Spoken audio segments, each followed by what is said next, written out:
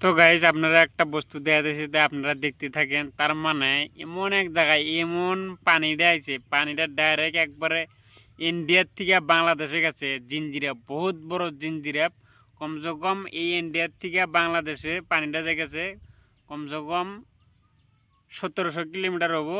তো গাইজ আপনারা দেখাইতেছি সমস্ত, আপনারা দেখতে থাকেন ধৈর্য সহকারে, ভিডিওটা কাটেন না।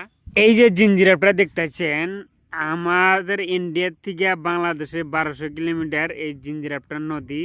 মানে পুরা বৃষ্টি হইলে হারে মানে এই চারপাশে মানে ওভার পানি হয়ে যায়, তখন এই জিঞ্জিরাপ নদী দিয়া ডাইরেক্ট 1200 কিলোমিটার বাংলাদেশের বর্ডার আমরা পানিটা যেমন বার হয়ে যায়। আমার ইন্ডিয়ার ভিতরে পানিটা যেমন থাকা আর না। তো গাইস আপনাদের আরেকটা বস্তু দিয়েছি, চারিমুরা আর এই জিঞ্জিরাপের নদীর মধ্যে যদি পানিটা শুকায়া যায়, তখন আমার ইন্ডিয়ার মধ্যে বহুত মাছ বল টল এই জিঞ্জিরার মধ্যে থাকে আর কি।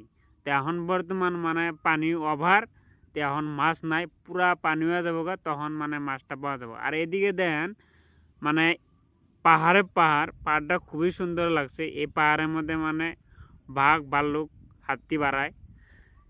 তে এই যে নদীটা, এই নদীটা মানে শুকালি হারে যেমন ট্যাংরা, বল, মাগুর, নানান ধরনের মাছ যেমন পাওয়া যায় আর কি। তো এই পাহাড়ের মধ্যে আপনাদের মানে বাঘ হরিণও আছে। এটার নাম হলো কালা পাহাড়। ইন্ডিয়ার ভিতরে মানে গুয়াহাটি ডিস্ট্রিক্টের থেকে 200 কিলোমিটার এই জায়গাতে লাগবো। তে এই জায়গার নাম হলো কালা পাহাড় করে কয়।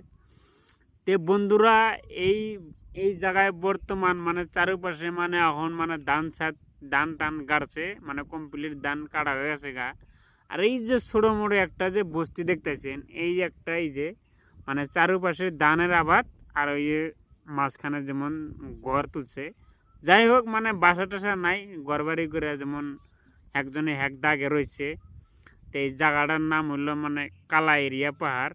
তে পানিটাও আবার পানি হয়ে গেছে গা। তো গাইস আপনাকে যদি ভালো লাগে ভিডিওটা সাবস্ক্রাইব করবেন, শেয়ার করবেন, কমেন্ট করবেন।